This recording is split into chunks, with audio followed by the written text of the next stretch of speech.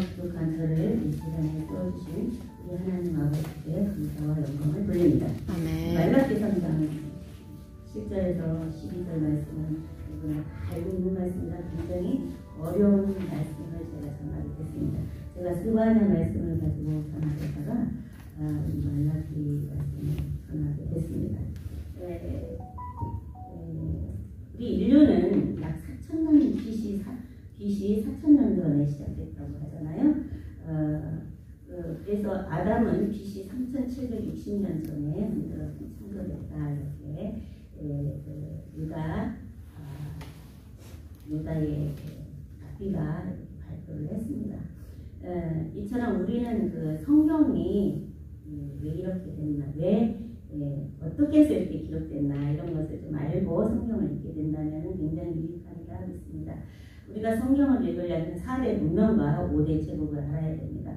4대 문명은 여러분들이 잘 알다시피 황하, 그 다음 인도, 그 다음 이집트, 그 다음 메소포타미아 문명입니다. 메소포타미아 문명을 알아야 우리가 성경에 대해서 하는 것을 알 수가 있습니다. 그리고 5대 제국을 알아야 합니다. 5대 제국은 아수르 제국, 바벨론 제국, 그 다음에 페르시아 제국, 헬라 제국, 로마 제국. 로마 제국은 신약 전체에 관련된 제국입니다. 이렇게 우리가 제국을 알면은 성경의 이해가 빠릅니다. 아수르 제국은 북이스라엘과 함께 이렇게 영립되어 있고, 북이스라엘은 아수르 제국의 그 포로로 끌려갔습니다. 포로로 끌려갈 때에 갈고리로 빼어서 끌려갔다 이렇게 성경에 기록되어 있고, 우리가 그 이란에 있는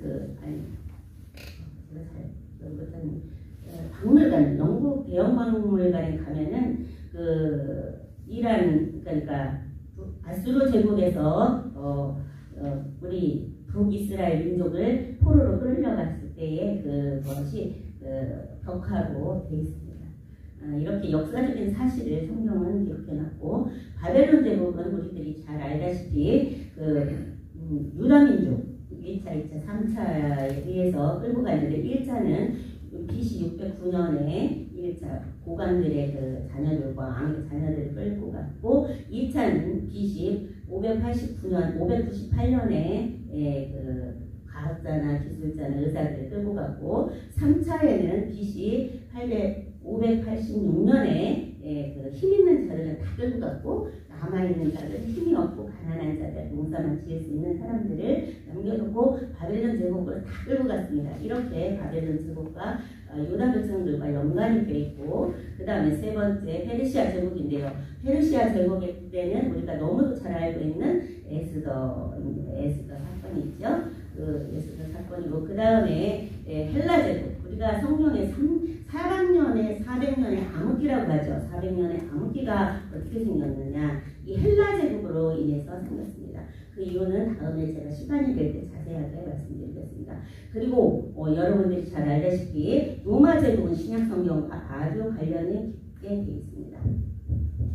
이렇게 5대 제국을 알게 되면 연대수가 다 있죠. 아시리아 제국은 BC 3000년부터 BC 612년까지 존재했던 제국입니다. 이렇게. 그래서 아시리아 제국은 아수르 제국이라고 이렇게 성경에 나와 있습니다. 이렇게 긴 시간 동안 아시리아 제국은 존재했는데, 이 아시리아 제국은 초기 아시리아, 북아시리아, 중기 아시리아, 그다음에 신아시리아로 이렇게 돼 있는데, 우리가 성경에 연관지어서 볼 수 있는 그 아수르 제국은요, 아수르 제국으로 보시면 되겠습니다. BC 722년에서 721년 사이에 북이스라엘 민족을 포로로 끌고 갔습니다. 그때에 유다로 이렇게 아수르 제국이 침범해 왔지만은 유다 왕, 누구죠? 히스기야 왕이 기도해서 하나님 앞에 기도해서 이겨서 포로가 되지 않았습니다. 그렇게 하시고, 그 다음에 제가 헌금에 대해서 말씀을 전하지 말라고 했는데, 제가 스바냐 말씀을 전하자 하다가 제가 간증을 하고 싶어서 이 말라기 말씀을 선정했습니다. 그러니까 이해해 주시고 동참해 주시면 감사하겠습니다. 성경은 모두 우리가 잘 알다시피 66권으로 되어 있습니다. 구약 29권, 신약 27권, 모세오경 창조전기 신명기 5권으로 되어 있고, 역사서는 여호수아 사사기 3상하 열왕상하 역대상하 에스라지 여레미야 에스더까지 12권으로 되어 있고, 그 다음 시가선 욥기 시편 잠언 전도서 5가지 5권으로 되어 있으며, 선지서는 대선지서와 소선지서로 나눠지는데, 대선지서는 이사야, 에레미야, 에가, 에스겔, 다니엘 이렇게 5권으로 되어 있고, 소선지서는 호세아, 요엘, 아모스, 오바댜, 요나, 미가, 나훔, 하박국, 스바냐, 학개스가랴, 말라기 이렇게 12권으로 되어 있어서 모두 39권입니다. 39권 중에서 저는 오늘 말라기 말씀을 여러분들과 함께 나누기로 했습니다. 너무도 잘 아는 말씀이라 이 말씀을 가지고 제가 무엇을 해석하고 하진 않겠습니다. 단지 제가 대화 형식으로 여러분들과 함께 나눠보도록 하겠습니다.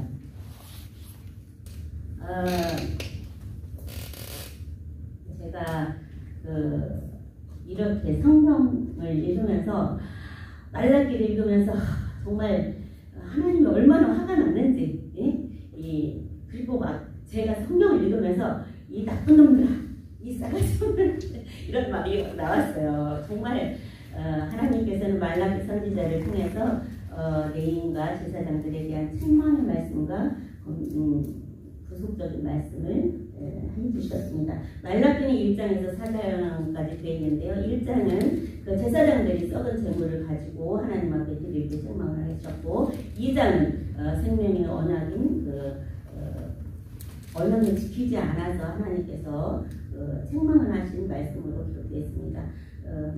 이렇게 말했습니다. 그 제사장들과 레위인들은 어떻게 말했냐면, 하나님은 악을 행하는 게 기뻐하셔. 하나님이 어디 있냐? 이렇게 막 외치고 다니면서 말을 했습니다. 그래서 하나님이 너무너무 화가 많이 나셨어요. 이런 말씀이 기록되어 있고, 그 다음에 3장은 여러분들이 잘 알다시피 온전한 11조에 대한 말씀과 그 다음에 책망과 축복의 말씀으로 되어 있습니다.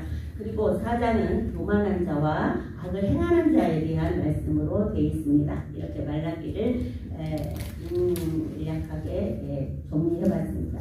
그리고 저는 이 3장 7절에서 12절 말씀을 대화 형식으로 한번 해보겠습니다. 하나님께서 이렇게 말씀하십니다. 3장 7절에 보시면 너희들은 내 규례를 떠났다. 이제 나한테 돌아와. 그러면 나도 너희 돌아갈게. 이렇게 말씀을 하십니다. 그러니까 레위인과 제사장이 뭐라고 하냐면, 아니 하나님, 저희들이 언제 하나님을 떠났습니까? 그러니까 너희는 사람이 어떻게 하나님 것을 도둑질할 수가 있느냐. 그런데 너희들은 내 것을 도둑질했어.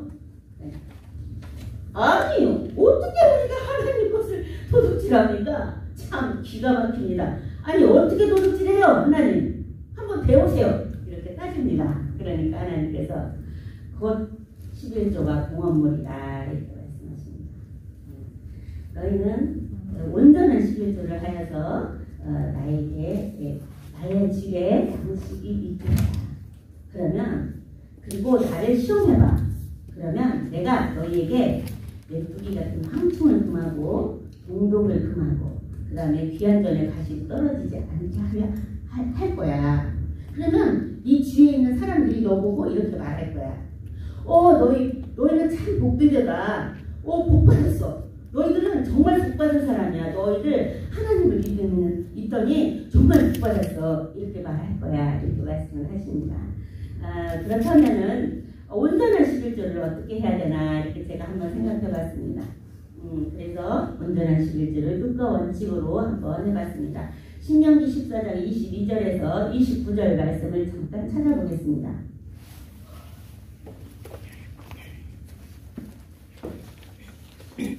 신명기 14장 22절에서 29절 말씀.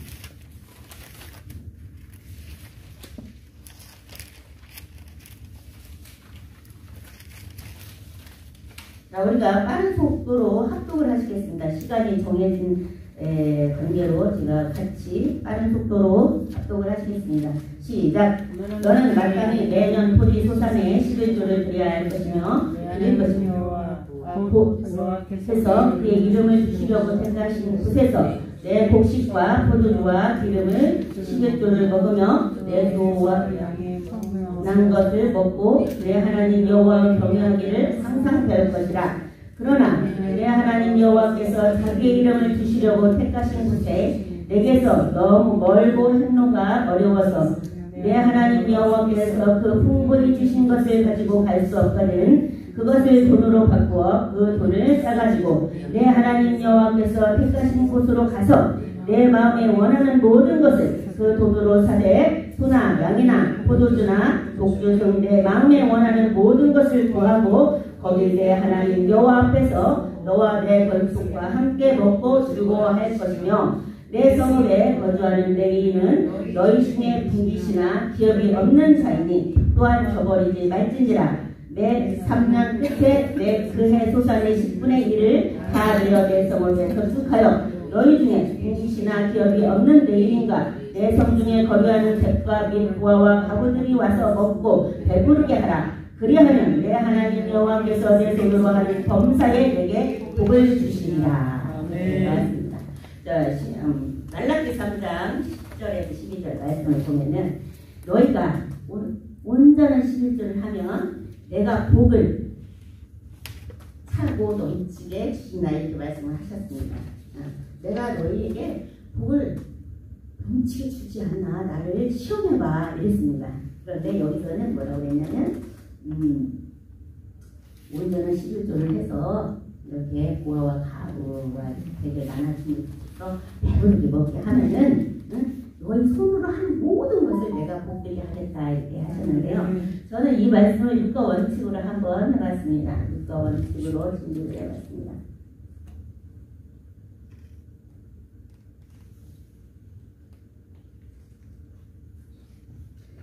첫째, 무엇을 갖다 드리느냐? 무엇을 갖다 드리느냐는 여러분들이 잘 알다시피 22절에 나온 소산물의 10분의 1이라고 했습니다. 그럼 어디에서 드리느냐? 어디에서 드리느냐는 우리가 23절을 보면 아주 잘 나와 있죠. 23절에 하나님이 택하신 곳, 그의 이름을 주시려고 택하신 곳, 그의 이름은 뭘까요? 법궤 안에는 만나와 아론의 쌍난 지팡이와 십계가 있죠. 십계명 불판 있죠. 그 법궤를 드리려고 택하신 곳에 가서 11조를 드리라고 했습니다. 그러면 어떻게 드려야 되냐? 어떻게 드려야 되냐? 이것은 24절과 25절을 보시면 물건을 예전에 그 풍습을 생각해야 됩니다. 예전에는 소나 양에게 목축을 했고 그 다음에 농사일을 했기 때문에 하나님의 택하신 곳까지 그런 물건들을 가지고 가기가 어려우면 돈으로 바꿔서 이렇게 가지고 가서 하나님 택하신 곳 그곳에 가서 소나 양이나 말이나 염소나 곡식이나 아니면 포도주나 이렇게 성경에 아주 잘 나와 있습니다. 24절과 25절 보면 그런 것을 사서 하나님 앞에 드리는데 그런 걸 사서 우리 모든 권속들이 모여서 나 혼자 먹지 말고 함께 나눠서 먹고 즐겨라 이렇게 나와 있습니다. 그리고 3년 끝에 난 소산물은 3년 끝에 난 소산물의 11조는 저축을 해서 고아나 가부나 객이나 가난한 자들이 배부르게 먹을 수 있도록 하라 이렇게 기록되어 있습니다. 그러면은 너희가 손으로 하는 모든 것에 뭘 주시겠다? 복을 주시겠다. 그러니까 우리는 그 가난한 자나 우리 최요선 목사님께서 가난한 자를 도와서 이렇게 복을 받았던 것처럼 이렇게 우리가 하나님을 위해서 가난한 자나 고아와 가부 힘없는 자를 도와주면 그것은 누가 갚아주시냐? 하나님께서 갚아주신다고 여러 차례 말씀을 했습니다. 그래서 우리는 그들을 위해서 11조를 해야 합니다. 그리고 우리는 무엇을 받아요? 하나님께로부터 많은 것을 받게 됩니다. 그 다음에 그러면은 이 11조를 왜 해야 되냐 또 한번 짚어보겠습니다. 말씀에 의거해서 짚어보겠습니다. 22절을 보면 너는 마땅히 매년 토지 소산의 11조를 드릴 것이며 이렇게 돼 있고 처음 난 것을 먹고 그 다음에 여호와 경영하기를 항상 배울 것이라 이렇게 했습니다. 그렇다면 여기서 잘 들으셔야 됩니다. 가난한 자와 과부와 고아와 객들을 배부르게 먹였잖아요. 먹였는데 먹이고 그 다음에 뭐 할까요? 먹이고 먹고 돌아? 아닙니다. 레위인과 고아와 갑을 배부르게 먹게 하고 그 다음에 생명의 말씀을 전해야 됩니다. 네. 생명의 말씀을 전해서 구원받지 못한 자녀들에게 하나님의 자녀로 인도하는 것입니다. 우리는 가난한 자에게 베풀을 때 절대 그냥 베풀면 안 됩니다. 전도를 해야 됩니다. 네. 그래서 여기 말씀에 의거해서 우리가 11조를 먹고 처음 난 것을 먹고 여호와의 경유하기를 항상 배울 것이라 이렇게 기록된 것처럼 우리는 우리의 11조를 드려서 영원 구원의 전도자로서 하나님의 율례와 법도와 규례를 가르쳐서 그들이 하나님의 자녀로 살아갈 수 있도록 돕는 것입니다. 구원의 길로 인도하는 것이죠. 저는 이렇게 11조에 대해서 말씀을 나눴는데 이것을 뭐 여러분들과 뭐 제가 나눌 공부는 아니죠. 그렇지만 나눈 것은 저의 간증을 하고 싶었습니다. 온전한 11조는 생명의 복음을 전하기 위한 것입니다. 제가 11조에 대한 간증을 짧게 하겠습니다. 너무 많지만은 아주 핵심만 잡아서 한 몇 가지 여쭤보겠습니다. 그때 저는 대학을 다닐 때 피아노 학원에서 제가 알바를 했어요. 1년 동안 알바를 했는데 또 이렇게 월급을 받으면 이렇게 딱 집어서 항상 교회에 헌금을 내기 전에 제가 먼저 기도를 합니다. 네, 어떻게 기도를 했냐면 하나님 21조는 너무 작아요. 저에게 21조에 10배를 하게 해주세요. 이렇게 해서 기도를 항상 이제 똑같은 기도를 1년 동안 했어요. 그랬더니 하나님께서 저에게 기적 같은 일을 만나게 해주셨습니다. 그 피아노 학원을 제가 1년 뒤에 인수를 했습니다. 인수를 해서 정말 10배의 11조를 하게 되고 10배가 넘는 아주 넉넉한 11조를 하게 됐습니다. 아주 차고 넘치는 학생들로 인해서 정말 밥 먹을 시간이 없었습니다. 그렇게 하나님께서 저에게 물질을 부어주셨어요. 그래서 제가 정말 온 교인이 깜짝 놀라는 건축 헌금도 하게 됐고 그 다음에 아파트도 하나님이 주셔서 아파트도 구입하게 됐었습니다. 그리고 두 번째는 제가 이렇게 이제 열심히 교회를 다니고 또 청년의 활동을 열심히 했습니다. 제가 청년들 전도를 40명을 했어요. 그런데 거기서 이제 청년 회장하고 청년 부회장하고 이제 결혼을 했어요. 결혼을 해서 둘이 아주 재밌게 잘 살는데 사업을 했는데 무슨 사업을 했냐면 커튼 사업을 했어요. 그래서 커튼 사업을 하다 보니까 아주 그 엄청난 수익 단위가 높더라고요. 근데 이야기를 나눠보니까 몇 천만 원이 되는 거예요. 그래서 아니 결혼하고 나더니 예비도 제대로 안 드리고 잘 안 드리고 뭐 주일날도 가끔 한 번씩 빠지고 그러는데 왜 저들은 많은 물질을 벌고 저는 이렇게 물질이 조금밖에 안 돼요.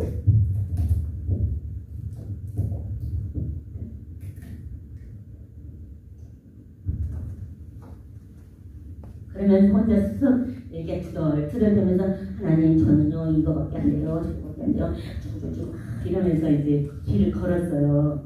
그런데 주님께서 저에게 이렇게 말씀해 주셨습니다. 그들은 모래 위에 지은 집이다. 너는 반석 위에 지은 집이다. 이렇게 말씀을 해주셨어요. 깜짝 놀랐습니다. 아 그렇구나. 그러나 그때는 내가 왜 반석 위에 지은 집인지 몰랐습니다. 그러나 이제 알았습니다.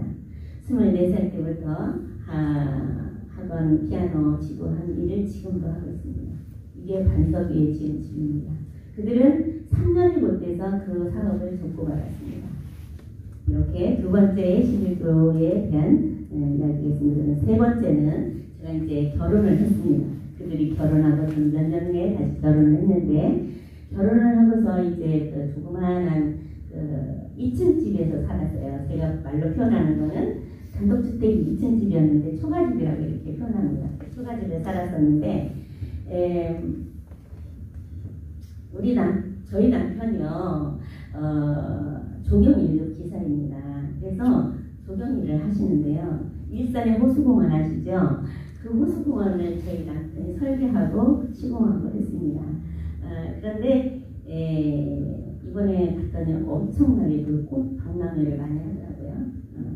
저는 초창기 때는 많이 갔어요. 왜냐면 남편이 자랑하고 싶어서 저를 매일 데리고 갔으니까요. 그런데 조경이 자기 적성이 안 맞는다고 해서 이제 컴퓨터 일로 바꿨어요. 그런데 그때 아이 이제 결혼해서 얼마 안 됐으니까 아이가 애기잖아요. 이게 1년이 안 됐어요. 1년이 안 됐는데 직장을 바꾸다 보니까 월급이 적었어요. 그러니까는 지금으로 말하면 한 200에서 250만 원 정도가 다운이 돼서 이제 받아가지고 왔어요. 그런데 그때가 겨울이었는데 제가 이게 월급을 이렇게 다 쪼갰어요. 뭐 쪼개고 이렇게 다 쪼개고 11조 쪼개고 이렇게 다 분배를 하니까 우리 아이 분노 살 돈이 없는 거예요. 지금 생각하면 눈물이 납니다. 그래서 그걸 쪼개가지고 또 하나님 앞에 기도했어요. 하나님, 이 11조를 하면 우리 아이 분유값이 없어요. 그런데 하나님, 저 11조를 해야 되는데 어떻게 하냐고. 그러면서 11조를 했습니다. 그때 주님께서 저에게 하시는 말씀, 내가 이것으로 인해서 너의 영원한 기업이 되게 하리라, 이렇게 말씀해 주셨습니다. 네. 그 11조를 하고 저희 아이 그 분유 살 돈이 없어서 맹물을 먹였어요. 맹물을 먹이는데 너무너무 눈물이 나는 거예요.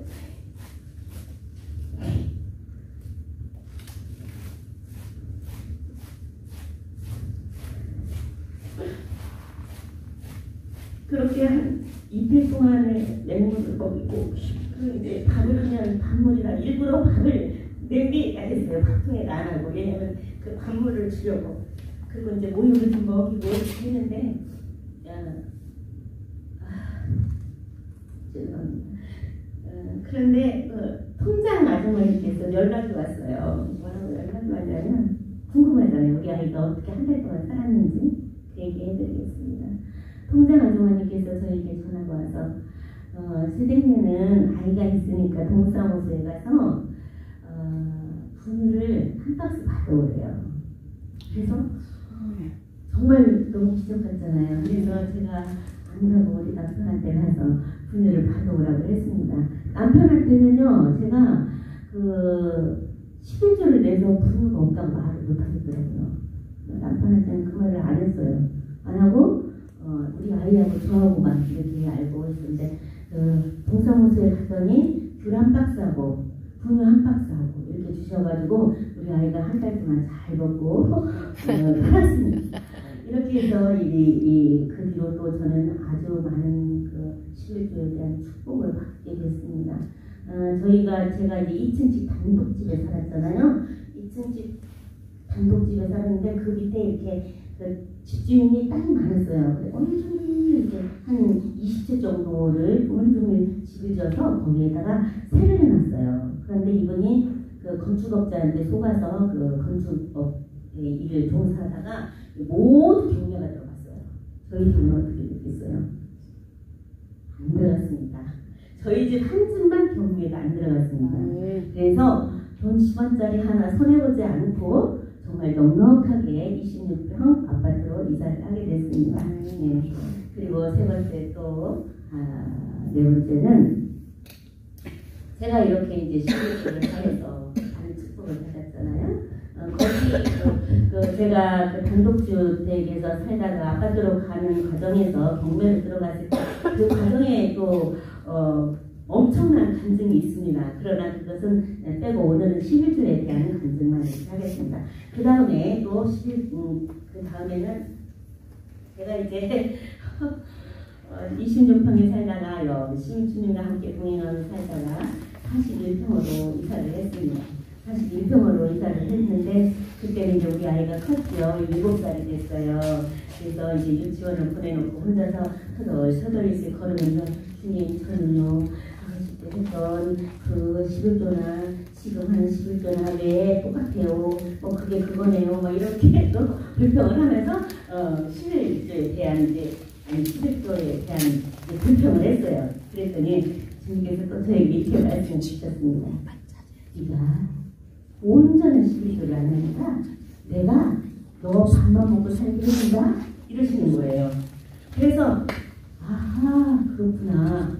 그때부터 어떻게 했겠어요? 제가 또 다시 온전한 11조를 했어요. 왜냐? 제가 저희 그 직업은 이렇게 한꺼번에 월급으로 들어오는 돈이 아니기 때문에 11조 하기가 굉장히 힘들어요. 그래서 그때그때 바로바로 뛰지 않으면 정말 어려워요. 그리고 저는 일주일 단위로 11조를 했어요.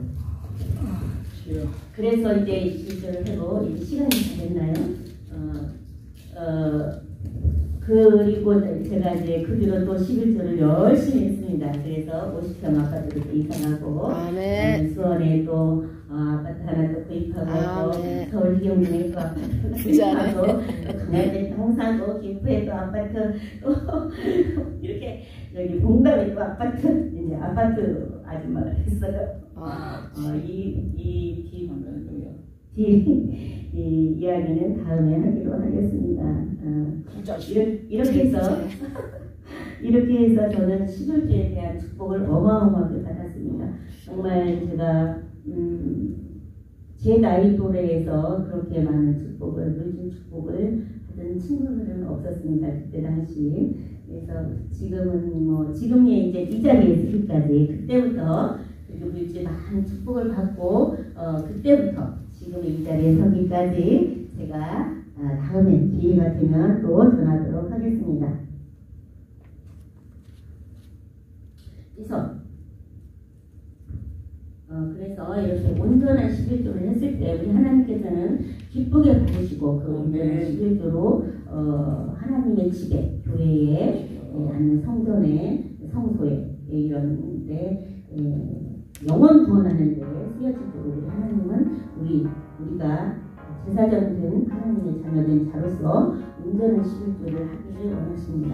온전한 11조는 하나님을 기쁘시게 하고 하나님이 기쁘셔서 우리에게 복을 쌓을 곳이 없도록 주시고 그 다음에 우리의 손으로 하는 모든 것을 복을 주신다고 하셨습니다. 아멘. 지금까지도 여러분들이 많은 11조를 하고 공헌을 했겠지만 온전한 11조를 해서 축복하는 물질의 어려움을 당하지 않는 귀한 우리 공동들이 되시기를 부탁드리면서 말씀을 마치겠습니다.